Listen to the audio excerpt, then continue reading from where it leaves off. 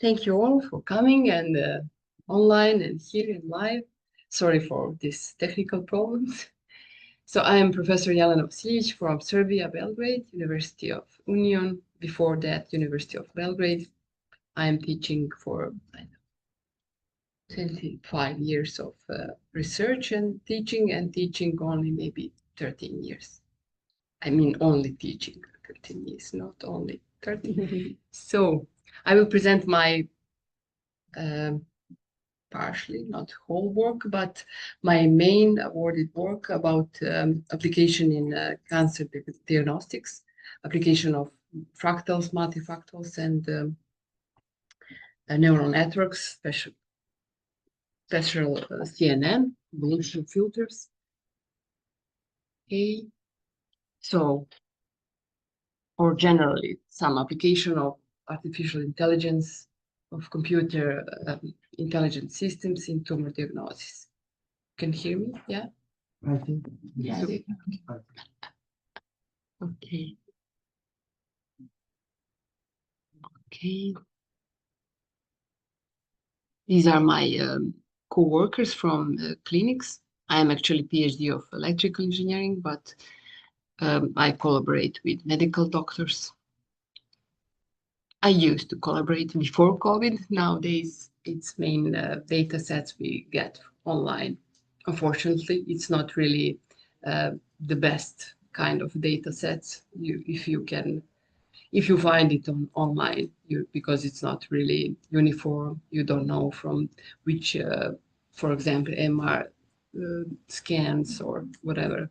It's different generations of those devices.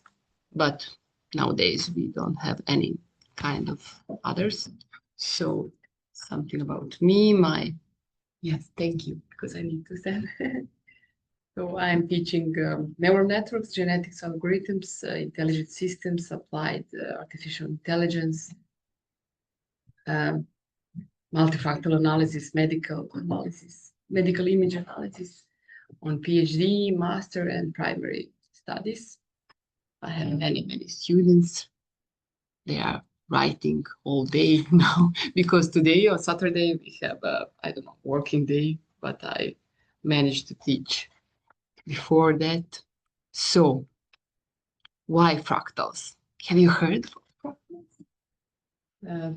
Do you recognize this picture on these slides? Yeah, you know it's fractal. Yeah, you suppose. Okay, you know why. So this picture on my slides are fractals. Of course, I adore them. The main characteristics is self-similarity. It means that as much as you zoom it, if you make the smallest part of this picture, you will get the whole picture again, self-similarity. Like something like holograms. And that characteristic is very important in the applying of explaining carcinogenesis. Especially before that, it has application in theory of chaos, explaining that chaotic kind of process in universe, but it seems like it's not really chaotic, that you can explain it with some kind of those equations. So that's why it has application in explaining of those multiplating cells. They thought it's really chaotic, but you can find some order on this way. And with multifactorials, you have several parameters. That's why it's more precise. And also benefits of applying multifactorial and fractals in image analysis are those because there is no degradation of original pictures. That's really important. There is no filtering.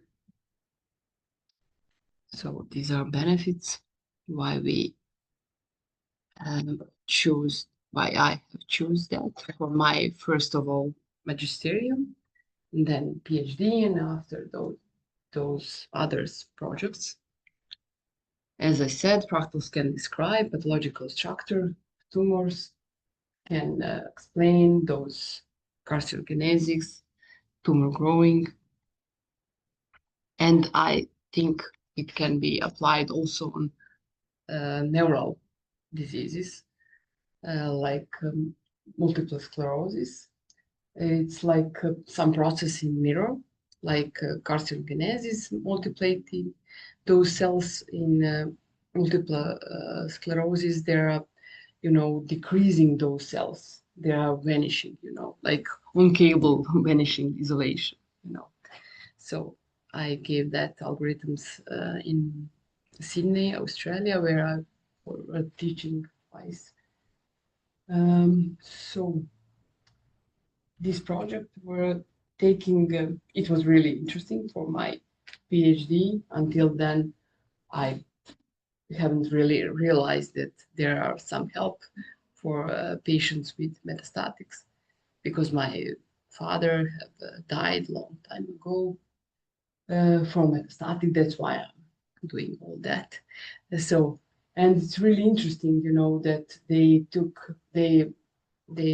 take from bone biopsies, usually from leg bone, and they are searching for primary cancer in totally different organs. It's really, for me, it was really revelation or something, and it's really hard. They learned, my co-mentor from Institute of Pathology, she had Jelena Vasiljević, she learned me how to recognize that, but it's really, really hard.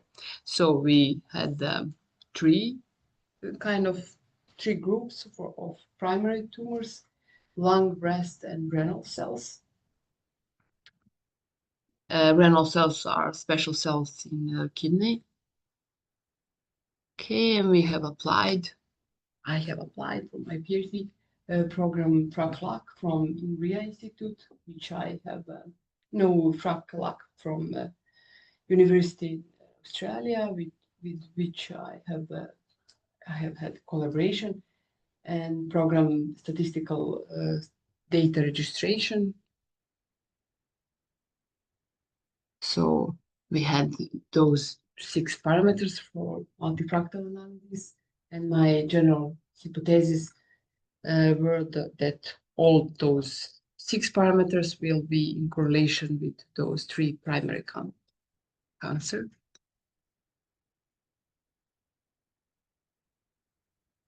I had 1050 tissue images equal in 3 groups.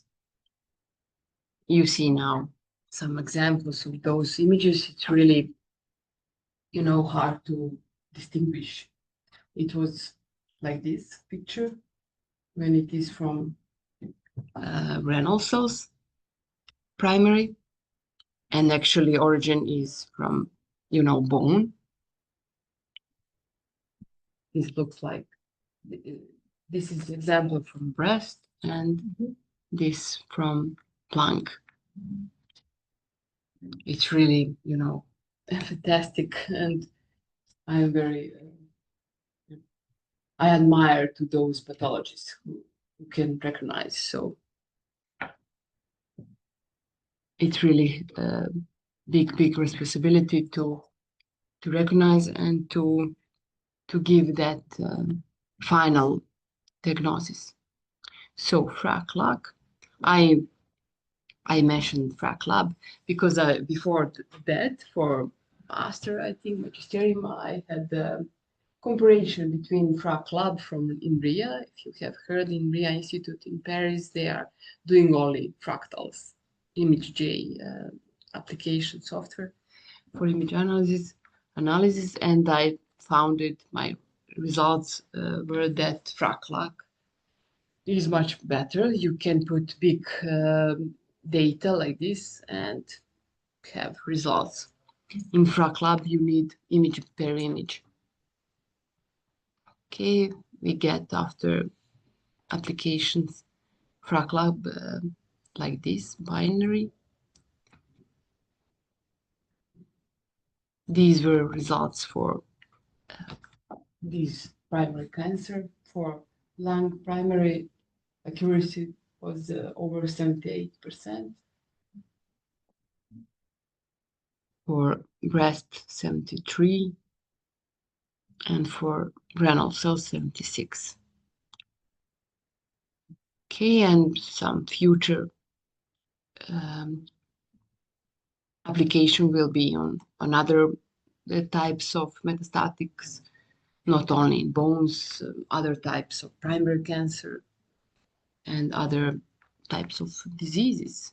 We have already we are doing for neural diseases, as I said, and some recommendation were for making some online database, because especially for those microscopic images took from biopsies, they are not, making digital. They are just looking on those like images and put it back in some big dusty rooms. And it's like that as I saw in the whole world, in Australia, in China, where I worked before COVID 2017. They were really, they were asking me, how come I have so much images? And I thought it was small, 1,050, because you cannot find. Actually, I haven't found until now microscopic images from biopsy. You can find from scan. Yeah, from scan. Only from scan. Sorry. CT. Scan, that scan, yeah, CT, but not from biopsies. They explained it me, maybe some theory, of because those medical doctors don't want to, to explore that, to show their diagnosis. Some patients could sue them, or something. I don't know. They are afraid. Although I don't have any kind of data about those patients, doctors, nothing. I suppose that is explanation. So another project after this, because this one first award on medical fair, and before that on technical fair, international, and after that I just got DVD with a lot of images from Oncology Institute. Before that, I took years to go to clinics to ask for images and to do it by myself. And always I found that doctors, maybe with some little reason, they are afraid for their jobs, But I hope and I think that this kind of application will only help and doctors and patients, not too afraid, to apply it. So after that, we had project with the prediction of efficiency of special kind of chemotherapy, and it was very, very good, over 91% of accuracy. We had also 3 groups: partial pathological response, complete response, and progressive disease. So over 91% for partial pathological response, 82 for a complete response, and for progressive disease over 82.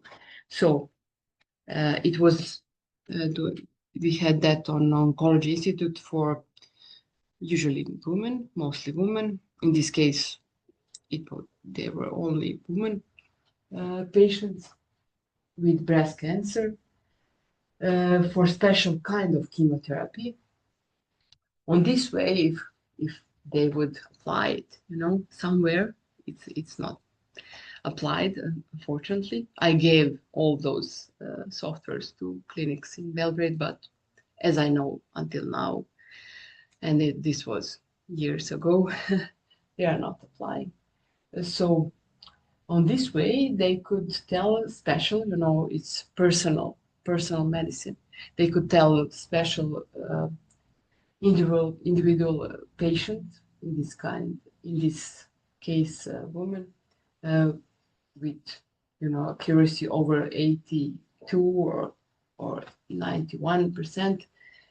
This special kind of therapy will be successful for you over 81% or 82 or 91. I think it's really, really good, and for doctor and for patient. I believe that every doctor wants that therapy succeed.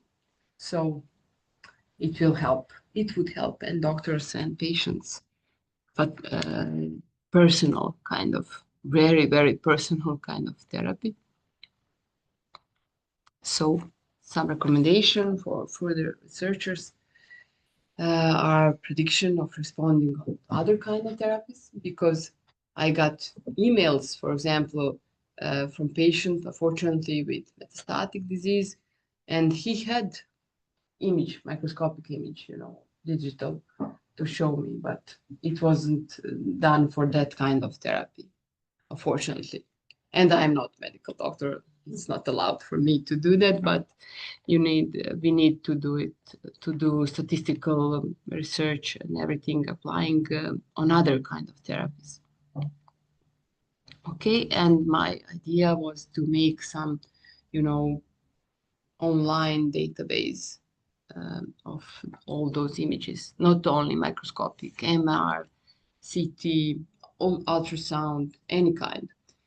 We tried, my colleague from Institute. I have worked in Institute Mihailo Pupin in Belgrade for 19 years, and one colleague from there, and in that time, two best students, we made like startup company. We tried. We were in final of competition, but I don't know. We expected to win, but we haven't, because investors were afraid of data, privacy of those patients. Although we don't know, any name. We have just some kind of number for each kind of patient, but that was our kind of idea for that startup medical research platform. And our idea was to ask in real time all kind of images from those clinics.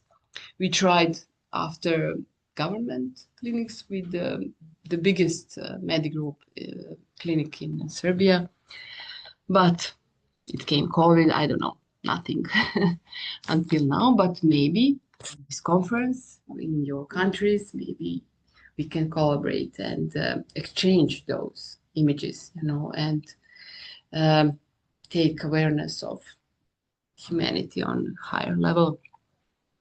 So we offered all kind of models of machine learning, statistics to those clinics in exchange for those images, because, as you know, neural networks, special CNN, convolution filters, they are better and better as much as they have more data, sets, data images in this kind of research. So benefits of that project will be, and the exchange of knowledge and between doctors, maybe we don't know, but any kind of doctors want another opinion, although he wouldn't tell that, but not only patient. And in this way, it could be anonymous, and patient can get another opinion, and doctor, they can collaborate. Like you can, like you have a chance to ask Dr. House, when something new come up. Okay, so those are functions. Database, global, internet, worldwide, all kind of data analysis, educational, not only for, medical students, even for my students, I show them those images, and we can make those analyses much better. As I said, sharing knowledge between doctors. Okay, and data collecting. I don't know in your countries, but in my country, unfortunately, we are having spreading medical history on many clinics. Patients are afraid usually, and they are going from clinics to clinics, and you don't have some history. If you don't know, we all, humans have some medical critical um level of radiation. If you have a, scan of brain, then lung, or just tooth, all those are calculating, and not erasing actually. So unfortunately, my professor from electrical engineering, he has now cancer from radiation, from previous cancer. But again, you know, that's why it's not really good to have, like that chaotic scans or some kind of image diagnostics. It should be somehow regulated. And especially, I will take chance now to say something about mammography. Um, I heard that maybe in Swiss or maybe Germany, you correct me, but in some countries they are forbidden now, as you, because there are science paper now for mammography that they stiff a lot that tissue, and it's really, really much higher radiation than X-ray. That's why there are some science paper that it can be reason for cancer, and there are a lot of false positive on that way. Usually women, they say you have cancer, and after that some kind of and high expensive and invasion maybe diagnostics process, and it's not good. False positive or false negative, nothing is good. But in this kind of diagnostic for mammography, there are a lot of false positive, and maybe, and that's harder reason that it can be reason for cancer even. But before that, why all kind of this image analysis in diagnostics? Why doctor needs that? Because our eye, like when you smell more than 5 perfumes, you cannot distinguish. The same way, some statistics are for actually for mammographic images, but that was only example. For images higher resolution, that over when doctors looks over 10 images of mammography, there is a higher, over 50% of um, probability of error. It's really high. And we are all humans. They can be also tired. Okay, that's why they need some like these computer tools. Okay. As I said, we would offer on that medical platform all kind of machine learning algorithms, statistical analysis,